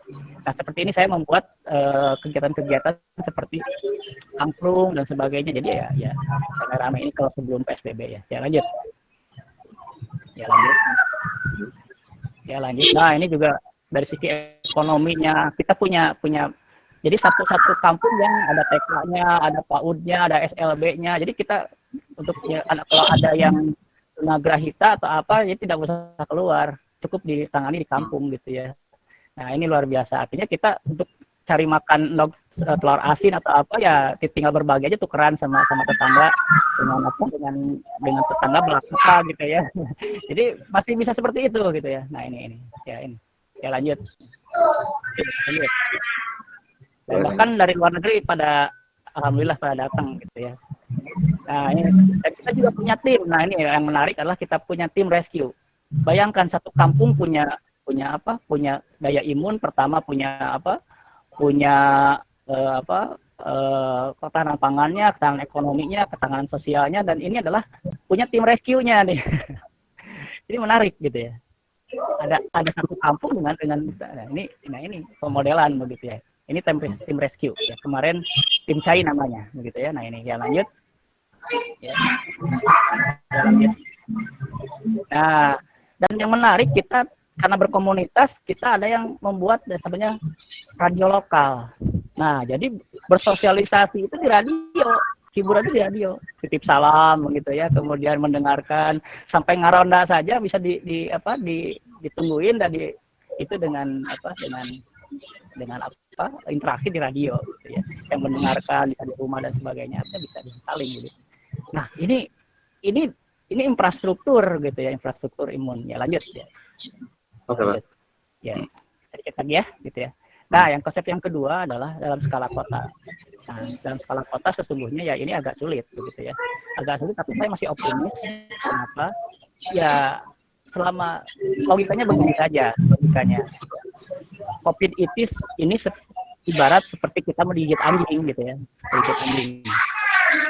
ketika mau digigit karena takut kita bisa loncat 2 meter, yang dalam keadaan normal sesungguhnya kita tidak bisa loncat, mungkin loncat kita 6 meter, tapi saking takut sama anjing gitu ya kita bisa loncat. Nah di masa pandemi ini mungkin saja bisa menyadarkan ini energi. Jadi saya berharap masih ada kepedulian dari pihak lainnya, kebijakan political will, dan juga kepedulian masyarakat yang sama-sama bersama. Ayo, yang paling pokok kalau kita mau perang dengan COVID, jaga dulu logistiknya. Ya, memang logistik yang lain seperti tadi daya imun, teman dan sebagainya. Jaga dulu ketahanan pangannya dulu. Nah, artinya apa? Ya, Bandung Lama ini adalah kota taman. Tapi taman dalam pengertian pasif. Nah, tapi saya ingin rubah dalam konteks jannah, dalam konteks dalam koridor dengan kontunen, artinya atur jarak. Ya, zona-zona yang di PSBB kan itu punya green belt, dan existingnya lah taman, ada artefak taman hasil kolonial gitu ya. Nah, sebaiknya diwarnai lah ya sisa-sisa peninggalan itu dengan juga tanaman-tanaman yang sifatnya produktif, bukan hanya hias gitu ya. Nah, karena hutan kota ya, makanya di Bandung ada namanya kebun bibit, kebun kelapa, kebun dan sebagainya, itu sebetulnya adalah bekas-bekas dari satu toponim itu gitu ya. Plansun dan sebagainya itu ada ya. Nah, itu masih harusnya dikembangkan kembali begitu ya. Ya. Dan yang paling optimis adalah di Bandung Timur, karena ini transisi, maka daerahnya masih punya lahan, ya meskipun akan segera rusak karena perkembangan KBU di timur gitu ya. Nah itulah tugas saya untuk menjaganya. Nah maka saya optimis. Nah saya coba melakukan hal-hal yang banyak hal menabung. Nah saya berharap dan saya ingin melakukan, mudah-mudahan sudah ditanam, tapi mudah-mudahan dalam beberapa tahun ke depan menjadi penyelamat wabah ataupun pandemi seandainya ada begitu ya. Artinya setidaknya cadangan sebagai persiapan berencana. Gitu. Ya lanjut. Ini yang saya lakukan. Ya. Nah ini saya dengan, nah ini yang bersama Bu itu ya, Bu Teti begitu ya. Saya bikin riset tentang kota Taman Kati Bambu, jadi produksi bambu gitu ya, kan produksi bambu gitu ya. Ini kota Bandung gitu. Lanjut dulu. Cepat saja ya, saya kira. Nah ini kita lakukan. Ini Taman Kati Bambu, kita juga bersama dengan SMA dan sebagainya. Ya lanjut ya, dengan masyarakat kita dekati ya, supaya jadi agroforestry ya gitu ya. Nah ini adalah desainnya Karen Hayati di Palasari. Nah ini dengan Bu Teti juga, ini tangan Taman Hayati Kopi ya, kopi. Ya lanjut ya. Jadi selingnya yang tertegakkan dengan kopi begitu. Jadi inilah masih KPU begitu ya. Lanjut ya. Ya lanjut dulu. Nah ini adalah dengan wali kota kita coba hijaukan kembali. Ini hijau jadi produktif begitu ya, artinya tanaman-tanaman yang sifatnya buah-buahan begitu ya. Ya lanjut dulu ya. Nah harapannya itu jadi kebun ya. Nah ini saya coba membuat wetland gitu ya, karena butuh air walau bagaimanapun juga nanti kan untuk mengairi kebun-kebun itu butuh air dan juga alat pengendali banjirnya. Maka saya merencanakan dengan buramalis, di sini ada buramalis begitu ya. Iya, buramalis tuh ya. Buramalis betul ya. Nah, kemudian ada Pak Solihin, bukan Pak Solihin, Pak Mubiar ya. Pak Solihin dari DPRKPS ya. Ya itu ada itu yang green belt with wetland ya. Ya lanjut. Ya Pak. Lanjut, kita cepat saja. Nah ini saya coba ngegambarnya gitu ya. Gitu. Kita coba ya lanjut. Ya lanjut. Nah ini jadinya begitu seperti ini. Nah, ini jadi tanaman tematik begitu ya, nanti kebun tematik. Ya lanjut. Ya jadi edukasi dan kita dengan sekolah-sekolah jadi tanaman asuh ininya. Ya ini juga saya menyelamatkan kebun ya. Saya ingin menyelamatkan kebun singkong. Nah kebun singkong, meskipun singkong juga meskipun nanti diselingi dengan tegakan, jadi supaya lestari daripada oleh perumahan, maka saya bikin festival gitu ya. Katanya kita lestarikan dengan festival. Jadi saya bikin festival namanya Grebeg Comring. Jadi bikin kampung comring namanya begitu. Nah, kita lakukan seperti ini. Ya lanjut. Itu dalam rangka menyelamatkan green belt gitu ya, kebun kota juga. Ya lanjut. Ya lanjut. Nah, ini agrowisata juga kita buat tahun 2016 gitu ya. Nah, kita isi juga bukan hanya agro tanamannya tapi juga banyak. Ya, lanjut. Ya, cepat saja. Nah ini lingkungan budaya ya lanjut ya, ini juga agro ya. Kebetulan kita dengan festival art dari internasional kita bisa kolaborasi sehingga memotivasi begitu, semangat memotivasi daya imun begitu ya. Ya lanjut, ini adalah seke mata air juga kita selamatkan supaya apa. Nah ini juga kita bikin green belt tentang tempat kaulinan begitu ya. Jadi permainan di alam ya, permainan di alam ya lanjut gitu ya. Permainan di alam gitu, kita manfaatkan green belt itu dan kita juga ajak pelajar-pelajar luar ya, kita dari Isaac waktu itu ya lanjut ya, itu tiap 6 bulan sekali kita punya program seperti itu. Nah kita punya mengedukasi, memanfaatkan lahan yang ada menjadi produktif dan menjadi tadi daya imun adalah ketika ada kegiatan, maka kita ada program yang namanya Sapa Jadi Patani gitu ya lanjut. Ya ini kegiatan Sampai Jadi Petani ini waktu belum pandemik begitu ya. Ya lanjut dulu. Ya lanjut ya, banyaklah kegiatan ya lanjut. Nah ini sawah abadi ya, sawah abadi saya kira lanjut saja. Ya lanjut abadi terakhir ya lanjut.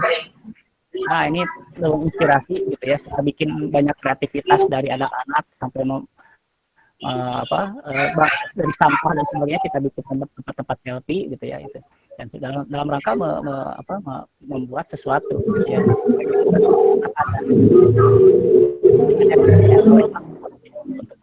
Untuk green belt kota. Ketahanan pangan itu yang paling penting. Nomor satunya ketika mau perang, pangannya dulu. Kuatkan daya imun dengan tadi solidaritas ya, kemasyarakatan. Itu yang kuat dulu gitu ya. Setelah itu ya ketika ada chaos paling sedikit segelintir orang, pasti kita sudah punya daya tangkal dengan komunitas gitu ya. Ya lanjut terakhir ya. Ya. Ini terakhir. Ya. Dah ya. Nah, saya kira ini saja. Jadi upaya Walagri membuat di hutan kota seperti ini. Mangga kita kembalikan lagi. Mohon maaf agak lebih berapa menit ya. Alhamdulillah. Ya, ya, Juga baik. ya.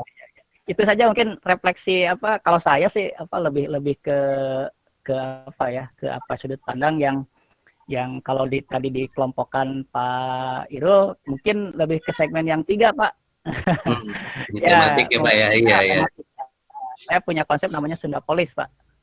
Itu udah masuk Perda. Kemudian saya juga ikut menyusun Perdanya, jadi Perda DPR tentang Sunda Polis. Gitu. Tapi sayang, Pak, itunya kalau redaksi di RDTR tata ruangnya tetap menjadi rigid dan kaku. Nah, tapi di lapangan insya Allah tidak seperti itu. Gitu. Ya. Ya. Terima kasih Pak Igun atas sharing ilmunya. Alhamdulillah dapat bermanfaat bagi kita semua di sini. Mungkin untuk mempersingkat waktu, kita langsung membacakan beberapa pertanyaan Pak Hairul dan juga Pak Igun. Ini ada beberapa pertanyaan di kolom chat dan coba kita pilih yang beberapa yang menarik karena mungkin keterbatasan waktu. Ini ada satu pertanyaan dari Pak Trikora. Nah, ini dari Pak Trikora izin bertanya kepada Pak Hairul, Pak. Nah, terkait analisanya, bertanya Pak, mengenai kepadatan kota yang belum ada relasi terhadap COVID-19, apakah kepadatan wilayah pada kawasan kumuh perkotaan tidak memiliki relasi penularan terhadap COVID-19, Pak? Sedangkan kawasan kumuh perkotaan adalah kawasan yang sangat rentan terserang penyakit dilihat dari indikator kualitas lingkungan yang buruk. Ini mungkin berhubungan tadi dengan density dan quality ya. Ya, terima kasih. Memang harus dibedakan antara density sama crowd gitu ya, kepadatan dan kerumunan. Dengan karakter apa namanya COVID yang cepat menyebar itu di kerumunan yang sering belum tentu di daerah padat itu terjadi kerumunan. Itu tadi kami sampaikan, bisa jadi di daerah yang nah kerumunan ini yang kita harus hindari gitu. Nah, itu dia. Kalau memang sejauh ini dari contoh ya, kota paling padat ya, salah satunya adalah Hong Kong, Seoul, Korea Selatan. Kalau kita lihat data global itu nggak terlalu tinggi ya, relatif ya, tidak terlalu tinggi tingkat kasus positif COVID-nya gitu loh, dibanding kota-kota yang kadang lebih kecil gitu ya, lebih kecil yang ini. Kami ada datanya sih, yang paling berat itu sebenarnya Milan gitu ya, Milan, New York apa semacam itu.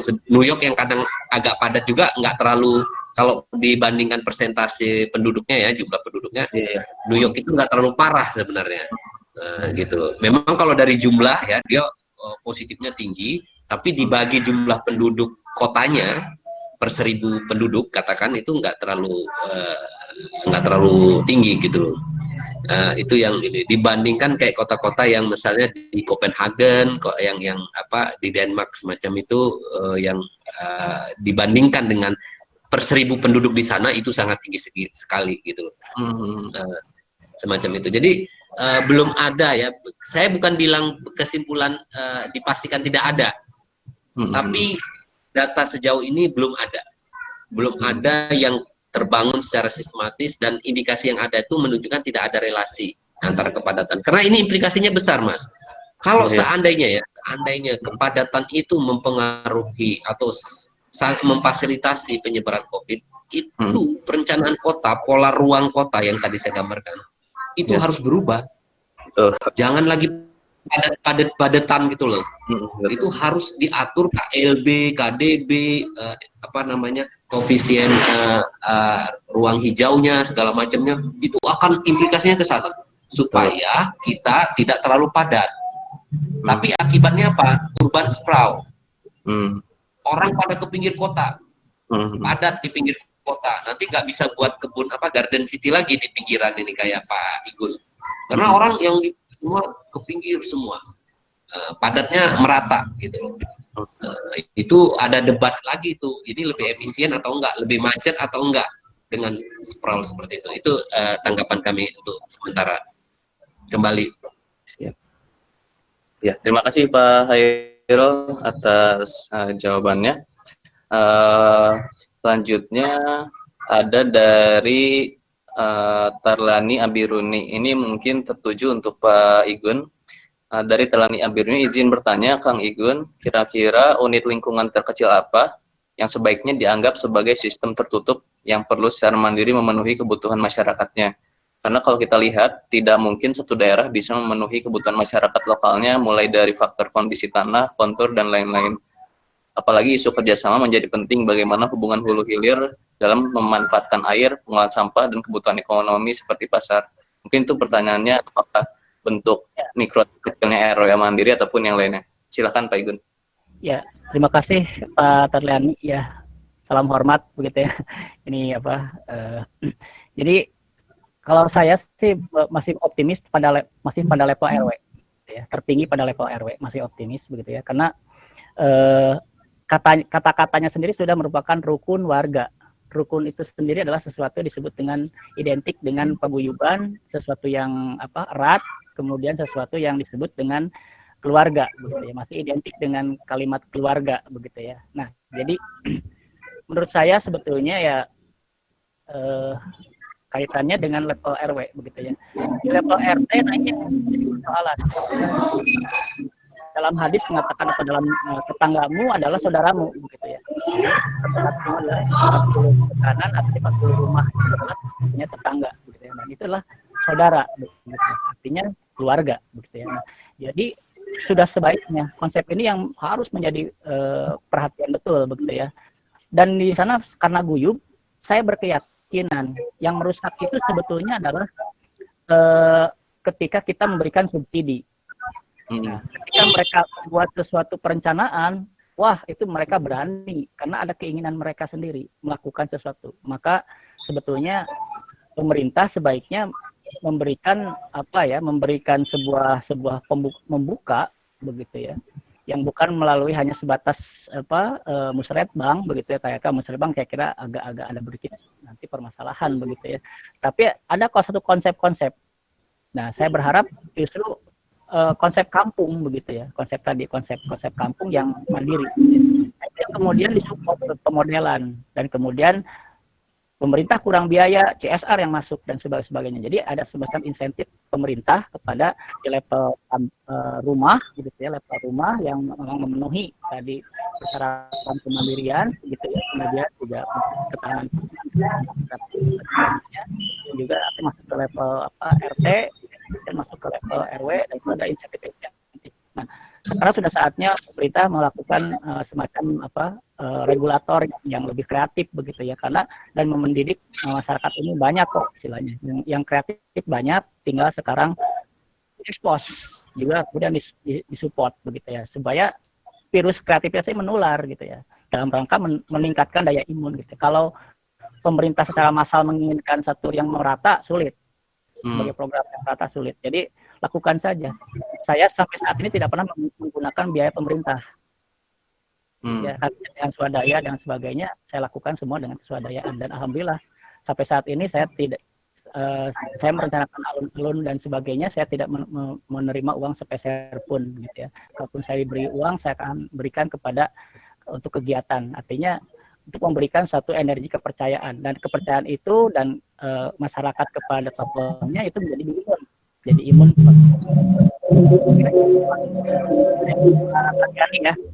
Ya, nuhun. Ya, siap. Makasih Pak Igun atas jawabannya. Sangat terima. Semoga bisa jadi mungkin bahan diskusi lanjutan juga ya setelah ini, bahwa perencanaan mikro seperti apa batasannya yang bisa menjadi mandiri. Nah, karena waktu sudah menunjukkan pukul 4:48, mungkin beberapa pertanyaan kita coba cari yang paling menarik untuk bisa dijawab dari kedua narasumber kita. Ini ada pertanyaan dari Pak Ari Nurman untuk kedua narasumber, Pak Hairul dan juga Pak Igun. Dari Pak Ari Nurman, izin bertanya pertanyaan buat kedua pemateri. yang bersedia menjawab, tapi mungkin dari Pak Hairul dan Pak Igun nanti bisa menjawab banyak. Apa ada hal konkret harus perencanaan lakukan, terus dan apa ada hal-hal pada proses perencanaan yang harus dimodifikasi, misalnya pengambilan data lapangan harus diganti dengan online, terus apa produk yang harus dirubah, misalnya apa taman harus dirubah seperti Taman Jomblonya Ridwan Kamil, seperti itu. Mungkin dari Pak Hairul Pak bisa menjawab. Terima kasih. Jadi saya coba ya yang menurut pandangan saya paling kira-kira apa yang bisa dilakukan hal konkret. Jadi kita harus bedakan dulu level-levelnya. Apakah ini di rencana makro kayak yang saya jelaskan di rencana tata ruang wilayahnya, ada pola struktur, apakah pola ruang itu dirubah, struktur itu pusat-pusat kegiatan dirubah, atau kita bermain di level cukup di level misalnya desain. Artinya desain apa? Kita pakai pintu otomatis daripada pintu yang pakai engkol. Nah, karena engkol kan bersentuhan. Atau kita bisa pintu yang buka pakai siku, semacam itu. Atau bangku tunggu kita buat jaraknya jauh-jauh. Itu kalau menurut saya level desain ya, nggak merubah makro kota secara jangka panjang. Tapi atau di level behavior. Level behavior itu apa? Perilaku masyarakatnya. Jadi misalnya mengantri, lebih jaga jarak, social distancing semacam itu, jangan apa namanya konser lah yang kerumunan seperti itu, kalaupun terpaksa ya harus ada protokol apa. Ini yang harus kita takar dulu, kita harus tahu di mana ini. Jangan sampai misalnya bayangin kita punya rumah ya, punya rumah kita sendiri, banyak nyamuk. Nah, gara-gara banyak nyamuk itu rumah kita rombak, kita rombak habis hanya untuk masalah nyamuk. Padahal sebenarnya kan tinggal pasang kain kasa ya biar nyamuk, atau tinggal pasang obat nyamuk. Nah, yang kurang lebih seperti itu. Nah, hal konkret apa yang dilakukan perencana? Identifikasi dulu itu. Perencana harus tahu ini akan mengubah fundamental rencana ruang rencana kota, atau ini cukup didesain, atau ini hanya cukup di behavior gitu. Contoh di Inggris, di London itu kebakaran. Nah, setengah kota hilang. Nah, itu merubah struktur kota, jarak-jarak kota segala macam. Nah, itu contohnya. Kedua, proses apa yang mungkin dimodifikasi? Ya, mungkin cari data ya, itu kami setuju ya. Tapi kalau menurut kami proses ini adalah proses istilahnya itu kita harus mengedepankan aspek-aspek kesehatan daripada aspek-aspek lainnya. Jadi dengan adanya krisis ini message buat kita dalam proses itu, kita harus ketika kita membuat pembangunan atau perencanaan itu, kita dalam proses itu lihat apakah kita dengan membangun ini itu akan mengganggu kesehatan sebelah, tetangga sebelah, semacam itu. Nah, dan itu jangan terlalu rigid kalau kami bilang prosesnya. Kami melihatnya seperti itu. Jadi saya lama tinggal di London, ini bukan gaya-gayaan ya, tapi di sana itu untuk bangun. Saya sering tuh dapat surat dari perencanaannya lah kan, meminta pandangan terhadap pengembangan sesuatu pembangunan di sekitar saya. Selalu pertanyaannya itu apakah akan mengganggu lalu lintas, apakah akan mengganggu sinar matahari masuk ke daerah Anda, ke rumah Anda, semacam itu. Prosesnya memang agak lama dibanding kita. Kalau kita kan semua dikonsultasikan di awal, seakan-akan semua berpartisipasi, begitu dianggap semua berpartisipasi, diperdakan. Iya, betul. Begitu udah perda, rigid. Untuk berapa waktu, lama sekali. Tidak, yang bermain hanya izin. Ini dianggap sesuatu yang udah benar, nggak bisa berubah, fix berapa tahun, 5 bahkan 10 tahun. Nah, ditanya, ya harusnya lihat dinamika. Ya udah dulu waktu konsultasi publik, waktu nyusun, gitu loh. Nah, itu yang proses itu yang menurut saya kita tuh berasumsi dokumen itu udah paling benar karena udah dikonsultasi publik kan, udah dipanggil pakar-pakar, udah segala macam. Nah, yang bermain tinggal izin. Nah, proses ini yang harus menurut kami diperbaikin ke depannya. Produk apa yang harus dirubah? Ya rencananya ya tadi, itu sekalian menjawab produk apa yang harus dirubah ya. Gitu. Tapi yang paling penting kami tekankan adalah pertanyaan pertama, apa yang harus dilakukan perencana? Pastikan dulu masalah ini masalah di rencana makronya, atau di desain, atau di behavior, perilaku semacam itu. Itu yang penting. Jangan kita ini cukup selesai di masalah perilaku warga kota saja, ya, social distancing, tapi kita merubah KLB ke apa segala macam yang implikasinya ini. Karena kota ini merubahnya nggak bisa, kita ngebangun kota nggak dalam hanya 2-3 tahun, nggak ya. Pasti ini proses akumulasi panjang. Begitu, kembali ke Mas Aris. Ya, terima kasih Pak Hairo atas jawabannya. Semoga bisa menambah pencerahan bagi kita semua juga, insya Allah. Nah, kemudian dari Pak Igun bisa menanggapi pertanyaan dari Pak Nurman, Pak Igun. Ya, terima kasih Pak Ari Nurman ya.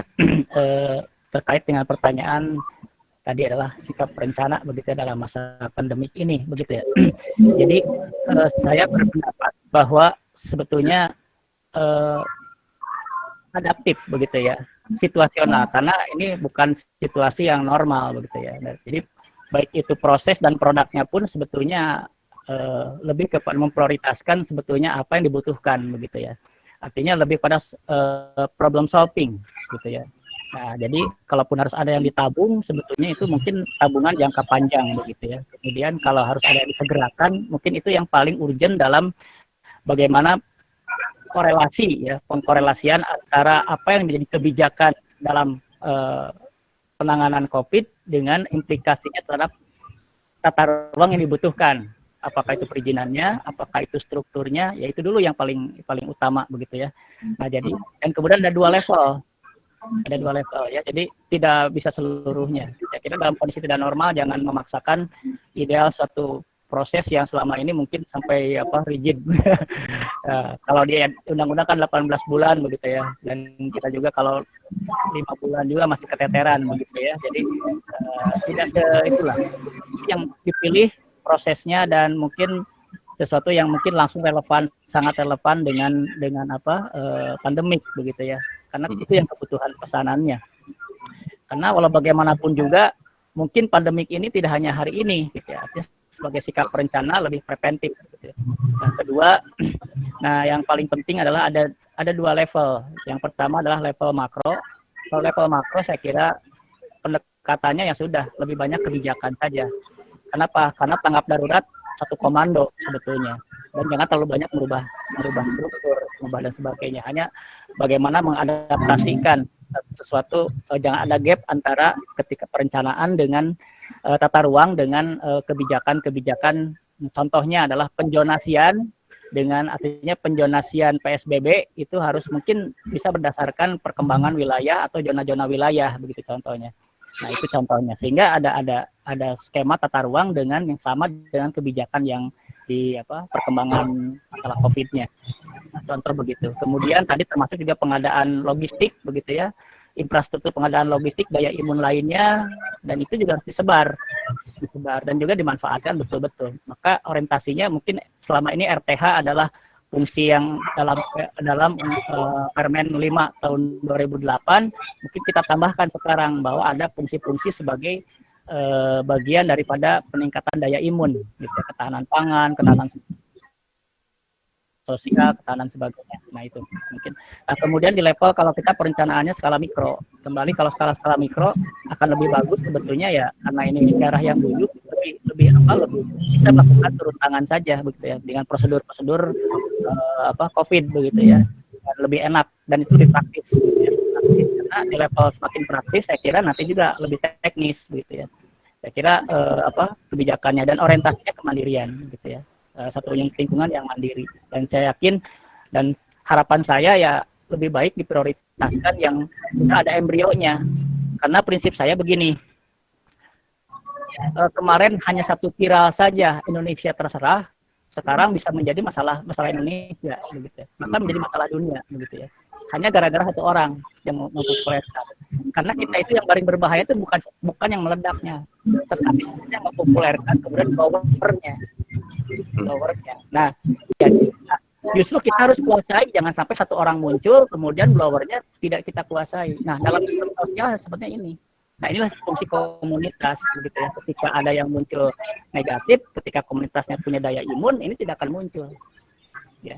Jadi tidak akan riuh gitu ya. Karena begini dalam hadis mengatakan bahwa ketika panik adalah sebagian daripada kehancuran gitu, daripada sakit sebetulnya ya, daripada kita memberikan, dan sebagian daripada kita bersyukur atau kebahagiaan adalah bagian daripada kesembuhan begitu ya. Nah, jadi ya tebarkanlah menurut saya kalau perencanaannya ke level-level yang coba prioritaskan perencanaan yang bisa memblow up bagaimana satu kampung, sesuatu unit lingkungan yang bisa menjadi percontohan bagaimana menangkal COVID, begitu ya. Artinya menjadi itu contoh, apakah karena memang seperti Thailand atau memang agraris begitu ya, atau memang masyarakatnya pada tenang-tenang, tidak terprovokasi dan sebagainya, apakah memang punya budaya dan sebagainya. Nah, itu yang di blow up, lebih banyak di blow up sebagai proses pemodelan perencanaan. Dan mungkin ini lebih banyak mengisi segmen-segmen yang tadi kalau Pak Giro di segmen 3 yang masih kosong ya, nah itu yang masih kosong, yang masih banyak belum populer gitu ya. Nah itu saja mungkin ya, Pak Igun, karena menunjukkan sudah pukul 5, mungkin ada pertanyaan dari saya pribadi secara singkat saja, Pak Khairul dan Pak Igun. Sekarang itu sebenarnya Indonesia itu dalam kebijakannya seperti dilema ya Pak, dilema antara mau ke ekonomi atau mau ke kesehatan gitu kita. Nah, yang jadi pertanyaan, apakah kota ini tuh kota-kota di Indonesia itu belum resilient gitu? Banyak yang nanya tadi juga di kolom chat, apakah di Indonesia itu kota-kotanya belum resilient, dan bagaimana kedepannya harus diambil tindakan gitu. Itu sebenarnya yang jadi pertanyaan. Sebenarnya mungkin dari Pak Hairul bisa menjawab saya sih. Ya, apakah kota-kota di Indonesia itu belum resilient? Gini, kita itu nggak pernah, kita tentu satu berupaya untuk resilient ya.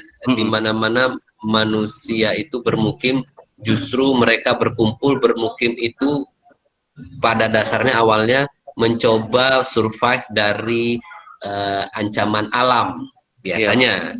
Berkumpul begitu membentuk ini menjadi kota-kota benteng semacam itu ya. Itu kalau sejarah panjangnya. Jadi pada basically orang berkumpul itu membahu-membahu, saling membahu membentuk paguyuban biasanya untuk menghadapi challenge atau ancaman yang dihadapin bersama sebagai komunitas kota. Itu very basicnya seperti itu. Ya, betul. Permasalahannya sekarang adalah kita nggak pernah tahu, walaupun bisa menduga ya, ancaman apa yang muncul. Kita bisa menduga kayak climate change, itu kenaikan air laut, semacam itu. Tapi kayak yang namanya virus-virus ini susah. Dalam presentasi saya aja misalnya. Ketika krisis ekonomi 97, kamu mudah-mudahan udah lahir ya Mas Faris. Sudah Pak, sudah tahu. 78 waktu itu saya masih mahasiswa yang ikut demo sama Pak Ari Norman juga. Itu tuh yang istilahnya tuh ekonomi kerakyatan yang informal tuh jadi penyelamat. Posisinya jadi penyelamat, jadi bumper penyelamat tanda kutip ya, karena sektor formal, properti terutama. Kalau Pak Igun pasti inilah, properti sektor formal kontraksi semua, ancur-ancuran Pak. Saya bahasanya udahlah pakai bahasa ini aja lah, ancur-ancuran dah. Perbankan ancur-ancuran. Nah, yang penyelamat itu sektor informal. Nah, sekarang dengan konteks sekarang krisis juga ini, walaupun baru berapa bulan ya. Sektor informal yang terkena sekali. Ya bukan berarti sektor formal nggak kena ya, karena baru masih 2-3 bulan kita masih ini. Tapi sektor informal sejak di minggu pertama kalau menurut saya orang mulai takut PSBB, orang nggak mau mulai gitu. Itu yang istilahnya challenge, tantangan kita bagaimana kita menghadapi membangun resilient ini. Kita coba membangun resilient terhadap bencana alam, tapi bencana ini kita nggak pernah duga-duga gitu ya. Gitu. Itu justru tantangannya. Kembali ke Mas Faris. Ya, terima kasih Pak Hairul atas jawabannya. Jadi kita tahu memang memprediksi pun agak sulit ya, kita tahu bencana ke depannya. Nah, untuk mungkin dari Pak Igun bisa menambahkan untuk pertanyaan resilient. Saya selalu belajar optimis gitu ya Mas ya. Belajar optimis begitu ya, jadi selalu pikiran saya optimis itu adalah bagian daripada setengah daripada keberhasilan. Kenapa? Ketika kita optimis sebetulnya ada kebahagiaan dan juga sebetulnya kita optimis dalam ketika menikmati proses dalam artian seperti itu begitu ya artinya. Nah, jadi dalam optimisme saya sebetulnya adalah saya berpandangan bahwa setiap kota, setiap tempat adalah punya keunikan sendiri gitu ya. Punya keunikan sendiri. Dan di tempat yang terburuk sekalipun sebetulnya pasti ada penawarnya gitu ya. Pasti ada penawarnya. Nah, yang menjadi persoalan adalah sebetulnya adalah pemetaan. Ya, ketika kita berbicara terkait dengan tadi tema Resilient City begitu ya. Nah, tema ini betul dalam segmen para perencanaan yang sifatnya formal di RDTR dan sebagainya belum ada sifatnya tematik yang sangat spesifik kepada tema-tema yang tadi mendalami garden city-nya atau resilient city-nya dan sebagainya, belum ada yang artinya itu yang seharusnya menjadi pendalaman dalam konteks formal RDTR contohnya begitu ya. Nah, ini selama ini belum ada, betul belum ada. Tapi saya optimis dalam konteks yang lebih mikro. Kalau saya mikro adalah setiap manusia itu beradaptasi dalam konteks istilahnya mah disitulah. Ketika ada jadi ada respon, ada tantangan, ada jawaban begitu ya, dan selalu ada begitu. Nah, persoalannya pemetaan. Rendah sekali apa yang kita sebut dengan para perencana kita adalah memetakan sektor ini. Sektor-sektor yang sebetulnya belum, jadi masih terlalu terformat dengan standar gitu ya. Standar yang selama ini belum masuk dalam tadi ada jadi PU begitu ya, PU tentang NDTR gitu dan sebagainya. Nah, tapi masuk ke dalam penjelasan yang lebih hadir oleh Rachelen gitu. Kemudian juga terkait yang itu belum artinya pemetaannya, kemudian termasuk pemetaan terkait dengan potensi daya imunnya. Nah, saya kira yang kelemahan terbesar daripada kita jujur saja bahwa saya juga merasakan bahwa ketika kita dikonsultasikan atau jadi swasta kan begitu ya, nah tidak ada profit gitu ya. Saya masih berkeyakinan kepada para perencana yang idealis. Yang artinya perencana yang sifatnya bukan pada proyek, tapi sifatnya kepada pengabdian, gitu ya, pengabdian, studi dan sebagainya, periset. Nah, saya kira itu saya lebih mau mendalami karena emosi dan sebagainya. Tapi ketika masuk dalam pemetaan terkait dengan yang sudah ada yang formal, saya kira akan saya termasuk yang pesimis gitu, termasuk yang pesimis untuk bisa menemukan satu pemodelan resilient city yang bisa kita lakukan gitu ya. Saya kira itu. Terima kasih Pak Igun atas tanggapan dan jawabannya. Mungkin kita untuk sesi terakhir saya mencoba untuk mengambil poin-poin penting yang telah disampaikan Pak Hairul maupun Pak Igun. Jadi mungkin dari Pak Hairul ada beberapa poin penting yang bisa kita jadikan poin untuk pelajaran maupun diskusi ke depannya. Ada 2 poin yang saya bisa ambil.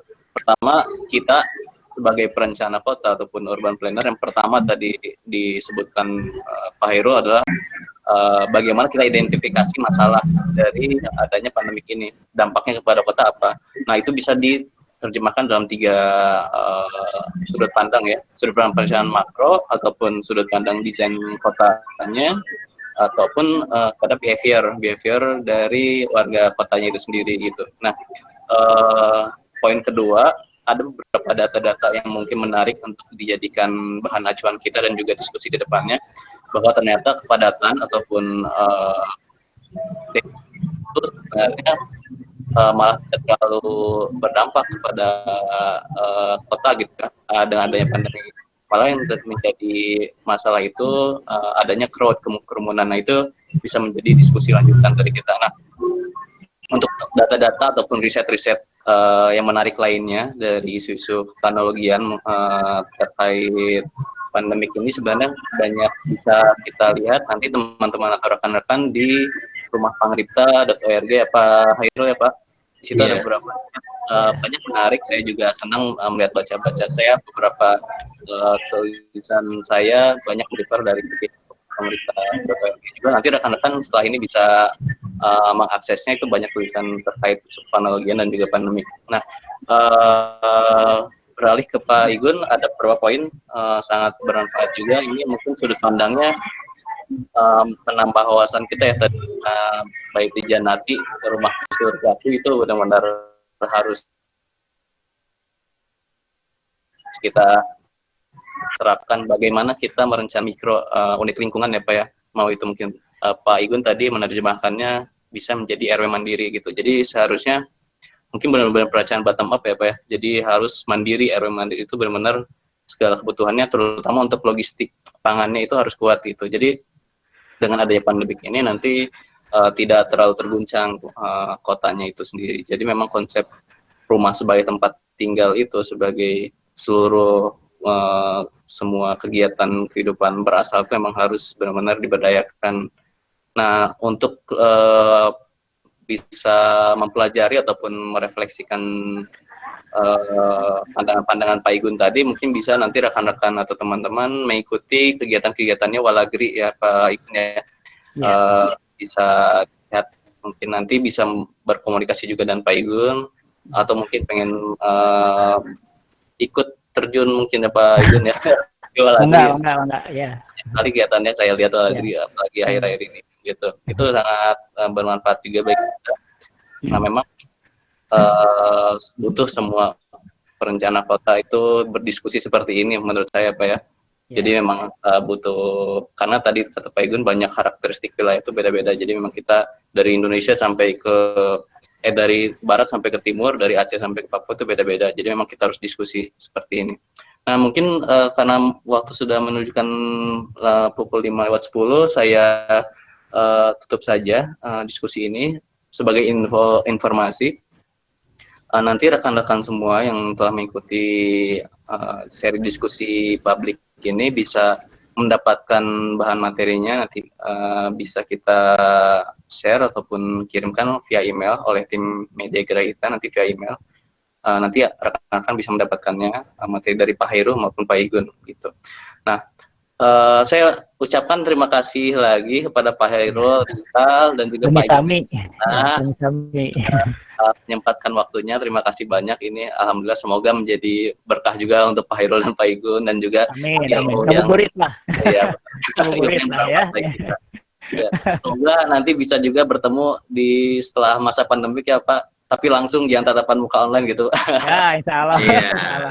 Nanti saya main ke Walagri kalau saya ke Bandung. Pak, ya itu dengan Pak Irul ya, itu ada. Saya pingin ada dengan Bu Teti katanya pingin ada pertemuan yang khusus. Ya, spesial. Semoga ya Pak cepat akhir pandeminya. Kalau begitu saya cukupkan sekian saja. Terima kasih untuk Pak Hairul dan Pak Igun juga seluruh telah mengikuti sesi diskusi publik ini. Semoga semua masih sehat-sehat selalu dan bisa masih berkontribusi untuk dunia perencanaan kota. Terima kasih banyak. Wassalamualaikum warahmatullahi wabarakatuh. Waalaikumsalam. Terima kasih juga. Terima kasih Pak Hairul. Salam dari BKITS. Ya, sami-sami Pak.